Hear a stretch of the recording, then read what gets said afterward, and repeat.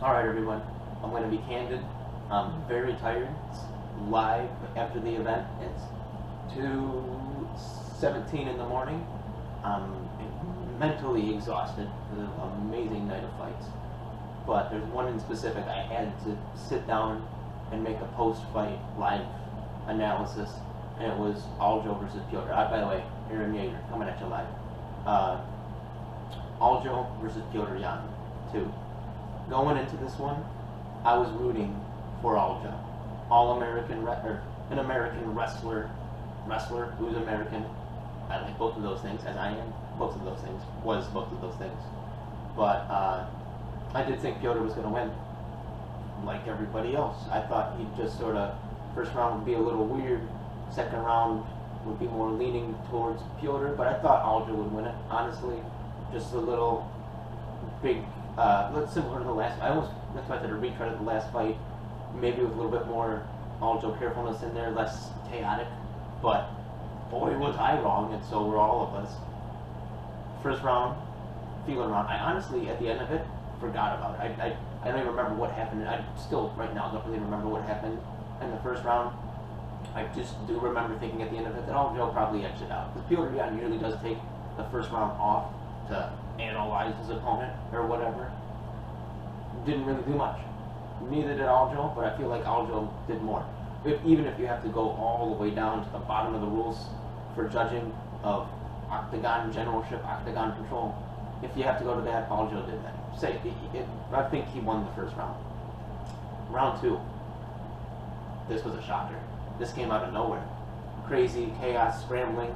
Piotr Jan starting to open up more, and right when he does, Aljo takes him down. Not only, here's the thing though, the Aljo takedown was beautiful. I mean, absolutely fantastic.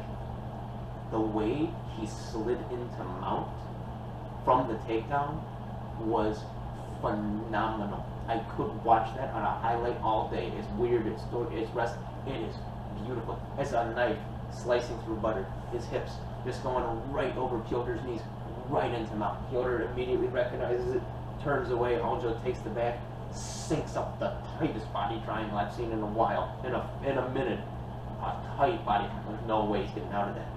That was 2 minutes into the round. There's three or more than 3 minutes of work to do in the round. Aljo did the best he could. Piotr sort of shelled up, couldn't really get the rear naked. It was close a couple times, but I mean, a couple of whipping, punishing shots to the body. It was brutal. So that was very interesting. And as that round ended, I watching with other friends, I turned to them and I said, that's very interesting. This fight just got a lot more interesting because that was dominance. That Piotr's never been in a position like that before. He's lost rounds, sure. He's never lost rounds like that. He's never been thoroughly dominated for an extended period of time, and the only thing he could do was survive and try to escape and fail at one of those. He couldn't escape, he could only survive. Like, if he can do that again, that's going to make it very interesting.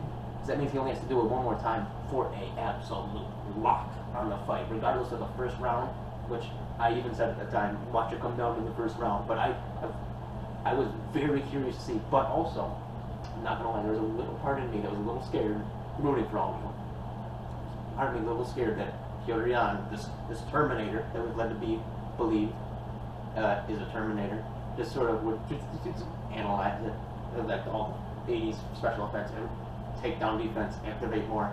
I was scared that he was going to stop the takedowns, and he stopped the first couple. But that's the thing, Aljo, like Kobe, like all the great wrestlers, in my opinion, chain takedowns. They stopped the first one, good. I didn't want him to land anyway. They stopped the second one, good. I didn't want to land it anyway. Did they stop the third? I don't care because I don't want to land it anyway. I'm going to land the fourth. Just non-stop. With it to the point where Piotr Jan's barely throwing strikes because he has to defend the whole time. And every time Aljo fakes going down, he's immediately in fear, going down, getting the hips ready for the sprawl. And then Aljo will hit him with a left or hit him with an elbow. It's phenomenal. But the same thing happens in round 3. He takes him down, and once again, knees are up here, slices over it like butter. It was beautiful. The same thing happens. Beating him up, can't get the rear naked choke, and almost got a bulldog looking choke on him, if I'm not mistaken. But attempted it, obviously didn't get it. Another clear round, utter domination. Now, very interesting, because in between round 3 and round 4, I turn to him again and I say, if he can do that one more time, it's over. He just doesn't have to get knocked out. And to just not get knocked out, just do that again. Round 4 starts. Petr Yan's able to stop it. Importantly, right at the beginning, Aljo looked really tired. He looked tired, reminiscent of the first fight. Like, Petr Yan hit him with like a shot that obviously hurt, but like didn't look like it should have done the damage that Aljo made it look like that. Like fall down, scrambling away. I'm like, oh, this is bad. This is Yan's moment. But Sterling was able to survive. Yan had some top control. Wasn't really able to do too much with it. He was able to land shots, don't get me wrong. But not really being able to do too much. It was clear round 4 for Petr Yan, don't get me wrong. But, I mean, it made it more interesting now that it is now one toss-up round, 2 clear rounds for Aljo, and now 1 round clearly for Petr. So, if Aljo wins, it's this 5th round, it's in the bag, for sure. If Petr wins this next round, it could be up in the air, because then it's 2 rounds solid to 2 rounds seemingly solid to 1 toss-up round. 5th round starts. Very tense, very nervous. Aljo's yelling at the beginning. He's pumped. Or a controlled, organized chaos. It wasn't chaos in the first fight where it's just constant momentum pressure going at his swing and it's they're both exhausted. Aljo's trying for dear life to get the takedown. He almost had it so many times. I thought, oh my God, he's got it, but then he didn't get it. And I was thinking, like, is he not going to be able to get it? Is Petr Yan going to win this round and make this very, very tight?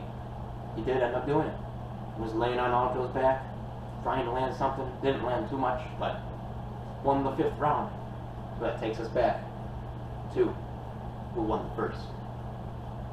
And as I said in the beginning of my analysis here, my immediate reaction was Aljo won the first. And funny story. Bruce Buffer's calling out. Bruce Buffer's a master. Bruce Buffer's calling out the thing, and he said, "And now the undisputed bantamweight." And I thought, oh my God, they're going to give it to Petr, because it was a split decision. Like, the first judge scored it for Aljo, the second judge scored it for Petr, if I'm not mistaken, and then the third one, 3 rounds to 2, with the new, with the undisputed. And I thought, oh my, I got to give it to Petr because he's the interim champion. He's not going to become the undisputed champion. But that being said, when there's an interim champion in the division, by that very nature, the championship is disputed because there's 2 belts. So they were both still like, oh, and I thought, oh my God, they gave it to Petr. And I look up and they're still up there, I'm like, oh. And then, yeah, I think even Bruce was looking towards Petr's way. Oh, Jermaine, Funkmaster Sterling. Loved it. Absolutely love it. No one in the world gave him a chance. Even everybody's like, one of these 3 guys is going to be upset this weekend, whether it was the Korean Zombie or Aljo or Gilbert, which Gilbert should have gotten, if you ask me. Of those 3, which one did you think, honestly, would do it? Not Aljo. I thought, if anything, Gilbert. And I maintain that I was correct. We'll get to that in another video. But I would say not a lot of people would have thought Aljo would have won. But you know what? He went out there and proved all wrong. Everybody's making fun of him for the acting, which, let me knee you in the face on the ground, see how good of an actor you are. You won't be, you'll be asleep. He's in phenomenal shape. He's able to take that shot. But everybody's poking fun at him. Everybody's calling him paper champ, this, that, bullshit, blah, blah, blah, blah, blah. Whining like the typical MMA fan bitch that they are. And then look at it now. We got the champion. Still the same champion. The true champion. Not this Petr Yan champion. The real champion. And here's the thing. I'll end on this. Everybody says that, oh, you should, even Joe Rogan would not shut the fuck up about saying it's like, a lot of people have trouble with winning a title by disqualification. Like, you can lose a title by disqualification, but should you be able to win it?